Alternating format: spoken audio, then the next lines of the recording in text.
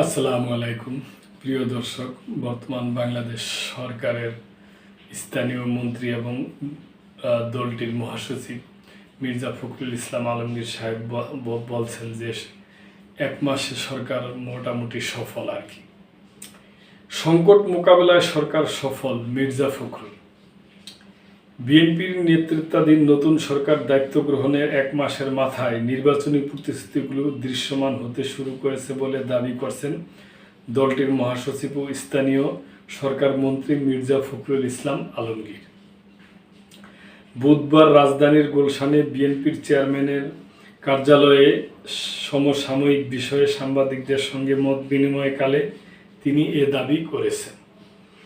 মির্জা ফখরুল বলেন, বিএনপি যখনই ক্ষমতায় আসে তখনই কিছু না কিছু বৈশ্বিক ঝামেলা তৈরি হয়।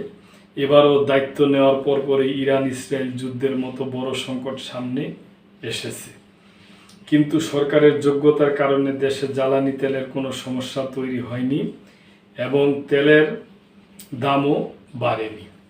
এমনকি সংকটের মধ্যেও গার্মেন্টস খাতের শ্রমিকদের বেতন সঠিক সময়ে পরিশোধ করা সম্ভব হয়েছে।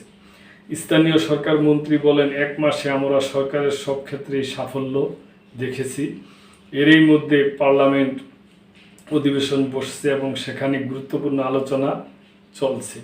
তবে দেশের অর্থনীতিকে পুনরায় সুস্থ ও শক্তিশালী করে গড়ে তোলা সরকার এই লক্ষ্যেই কাজ করে যাচ্ছে।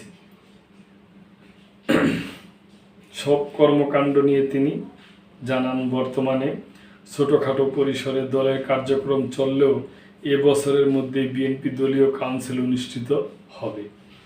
এছাড়া স্থানীয় সরকার নির্বাচন নিয়ে দ্রুত কাজ চলছে এবং এবছরের মধ্যে যত দ্রুত সম্ভব এই নির্বাচন সম্পূর্ণ করার পরিকল্পনা রয়েছে সরকারের।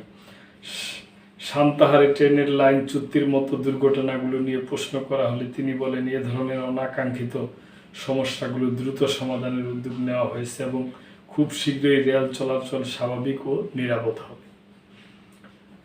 তো প্রিয় দর্শক, এ ব্যাপারে স্থানীয় মন্ত্রী সাহেব এবং উনি বিএনপির মহাসচিব উনি বলছেন প্রায় মোটামুটিভাবে সবই সফল।